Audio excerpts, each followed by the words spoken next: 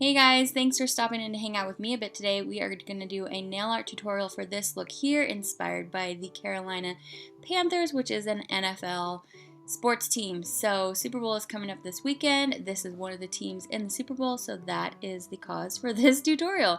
I'm actually going to be making a decal. That accent nail there is being made on my silicone mat. And then the rest there, of course, is just freehand. Well, it's all freehand, but you know, it's right straight on the nail. So you're going to look at a couple techniques here.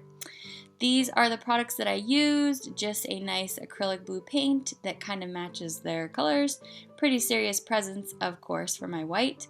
This is OPI Rich Girls and Po Boys from the New Orleans collection. And a black acrylic paint, of course. And white, of course, and then I just used three tools here. This very small detail brush, a lining brush, and a cuticle pusher.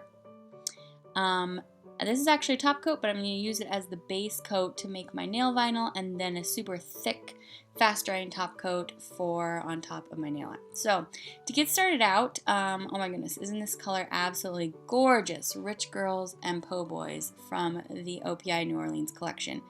So delicious, and I thought it actually went pretty well with their colors, so I picked it. So that's what we're going to put on 2 coats of all nails except for the nail that's going to have the Panther on it. So I just love this color. I'm so in love with it. But yeah, look, that applies so nicely in just 2 coats. Once you've got that on there and dry, the nail art there on all the nails except for the Panther is pretty easy. Just take your striping brush. This is a striping brush from the Kiss nail art products that you can find, like at CVS or Walgreens or whatever. And I'm using acrylic paint, not the paint that comes in the bottle, and just painting on 2 little sporty stripes here on the edge of one side of each nail. So you're going to do that. I did it the same on all of the nails. I didn't like alternate which side the stripes were on, and of course you could do like sides on both, so it looks like you know, an alternative to a French manicure nail, or you know, you could really do whatever you want. But this is how I chose to go ahead and do it. So getting the stripes on there looks like I'm being extra precise. You don't have to be that precise if you don't want to, because people aren't going to be looking that close at your nail. So we're going to move on, and this is Pretty Serious Presence, which is my absolute favorite white opaque cream polish. It is so good.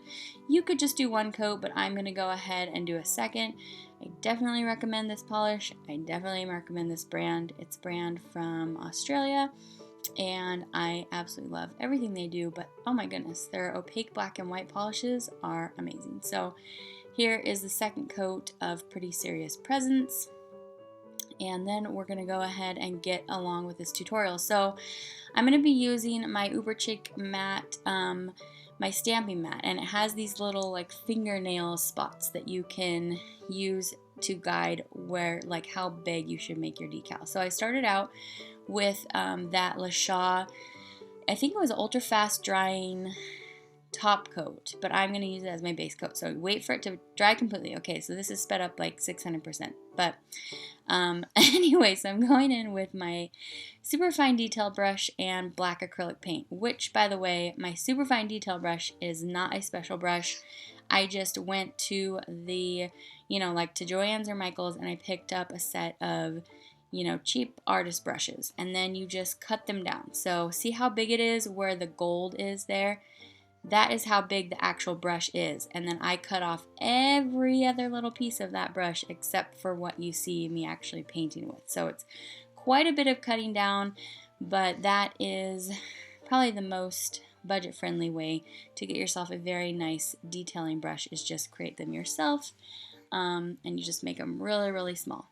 So basically what I'm doing is I'm going off a reference photo, of course. I just Googled Carolina Panthers, and I looked at their cute little panther, or fierce little panther, whatever you want to say, and I'm kind of blocking out all the space here that looks black on the, you know, whatever, the photo of the, it's not the mascot, right? It's the, well, is it called the mascot? I'm so clueless, you guys. Seriously, Tim is so into football, and he's a Steelers fan, of course, and they sadly didn't make it to the Super Bowl. But if it weren't for Tim, I mean, seriously, before I met Tim, I maybe went to one football game, watched one football game in my life. That's just because I was singing the national anthem in high school, and that was like the only game I ever went to. Except I think I went to like maybe one other one to meet up with a boy, but you know, don't tell my mom. So anyway, now I'm going in with my acrylic paint. I think I was saying that. I don't know what this is called, if it's called their mascot or not, but anyway, I'm going off a reference photo and I'm just blocking out. I was blocking out where all the black space was, and now I'm going in. And if you look at the reference photo, you'll easily be able to find which one I'm looking at if you just Google it. There's white outlining, so that's what I'm doing next, and then inside that negative space you see, we're going to be filling it in with blue. So whatever you do, when you're going to go in and do some freehand detail work, you don't have to worry about getting it perfect straight off the bat. See, look here, I ended up putting the nose way above where I had originally thought that it was going to be, but that's the nice thing, like you just go in, and if you figure out that you didn't space things correctly when you first started blocking it out, you just fix it as you go along. And then let's say I mess up here with the blue, I can go back in with my black or my white or both and just fix any little mistake I may have made. So don't stress about it, and the more practice that you have with freehand nail art, the more you get used to that fact that you can go in and really fix anything that you need to fix later. And a big and is if you're using acrylic paint, it is so much easier because for one thing, it's going to come off with water if you need it to. But also it dries. It doesn't dry like super tacky sticky like nail polish does. So it's just so much easier to work with, and if it gets a little bit thick, you can thin it out with water. And I really prefer it for my nail art, definitely. And also, if you hear some breathing, that's because Joy's sitting with me on my lap while I'm filming this voiceover. So, putting in the little whiskers here, I just ended up really liking this color palette. I think it was this blue, just this gorgeous, like kind of darker periwinkle blue. I don't know, I was into it. I don't know, I was thinking that the Panthers colors were purple and black and white, but when I Google it, it's blue, so I don't know. But anyway, so I just went off of what I saw, and then I went to my acrylic paint and I went to my racks and picked the blue that looked most similar to their uniforms. So anyway, if I am somewhat off in the color, you know, all you have to do is change it to whatever color that it's supposed to be closer to if I didn't quite get it right. But now I'm going in here with white, of course, adding the rest of the details that should be in white. I'm attempting to add some fangs in here. And of course, since our nails, you know, aren't exactly, I mean, they're fun to paint on, don't get me wrong, but it's not like painting on paper.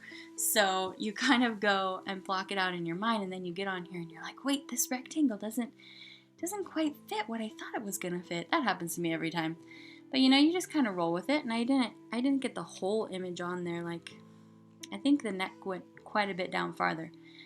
But it definitely gave off they evoked the image that I was trying to evoke, even if it's not an exact replica.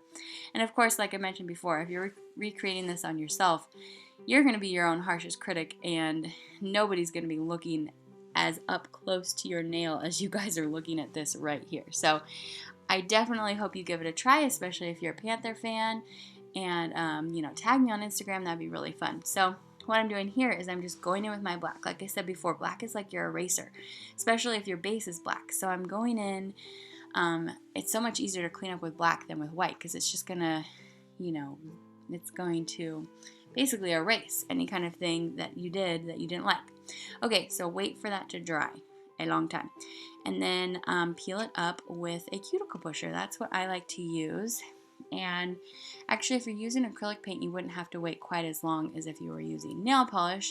But here it is, and look how easily that comes up. And we're going to be putting it right on top of the white base that we put on our one accent nail.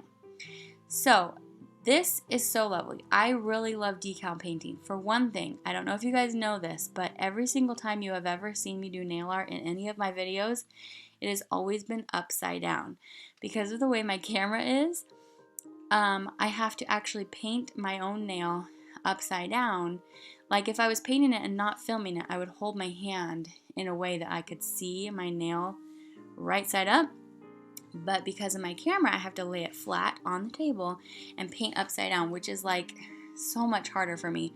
I don't know why. Maybe it would be for anybody, but painting something upside down is just way harder. Like spatially, you don't plan things out in the same way that you would as if you're looking at a panther face from right side up. So the decal makes it so that I could paint it whichever way I wanted to. And so I really, really liked that about that. And I also really liked it because I don't have to like hold my hand steady. Sometimes I mess up because my hand isn't steady enough. By the way, right now what I'm trying to do is press this decal down without smearing the paint. So I was telling you the thing I like about the decal. The thing that I don't like about the decal is that if you're doing like a full nail decal like I usually end up doing in these tutorials, the decal always seems to be bigger than my nail, even though I planned it to be the same size. And then it always seems to be like there seems to be puckers in it. Like, you know what I mean? I almost feel like you're talking about making a dress. So here I am cutting off even more because I'm trying to like get it just to the right space so that I can pull it to where it needs to be. In the end, I still did have like puckering and it wasn't completely flat against my nail, but nobody's really going to be able to tell any of that. Here I am filing it down with my UberChic file, and nobody's really going to be able to tell that. You can see here because you're looking uber close at my nail. That like there up in the right hand corner there of what you're looking at is that it was a little bit like there was a little bit of puckering, but here I am cleaning up. Nobody else is really going to be able to tell that. So, you know, there are definitely pros and cons of the, you know, DIY decal. I do really like it. I have definitely been enjoying the mat. I use it for all my swatching because you can put paint on it and even get acetone on it and it's not going to destroy the mat at all. I can use it for a palette for all my painting so I don't have to keep like destroying other things. I can just use my silicone mat. So I definitely recommend especially if you do a lot of nail art. So yeah, I like it. But as you can see in this video, there are some pros and cons. Like I had to fiddle a lot with the decal at the end to kind of get it in the right position. And I think that this one was actually even more successful than my last one with positioning. So I guess I'm learning as I'm going. Okay, so I waited for that to dry. Please wait a while for your nail art to dry or it will smear. There's nothing worse than getting something like this down, working on it for half an hour or more, and then putting on your top coat and it smears. I think I said base coat before. Of course I meant top coat. This is my UberChic Lacquer Fast Dry Top Coat. I love it so much. It is nice and thick and glossy, but I'm taking my time, as you can see. I'm like, okay, I do not want to pull this top coat. So, of course, I top coated everything else, and voila, you have the finished look. So, yeah, I hope that was fun for you guys to watch. If you're getting geared up for the Super Bowl, especially if you're rooting for the Panthers or the Broncos, I hope you have an absolutely fabulous time in the Super Bowl. Please tag me with your NFL-themed nail art for the Super Bowl. I love you guys so much. Thanks for spending some time with me today, and I will see you back very soon for my next video. Have a great day, guys. Bye.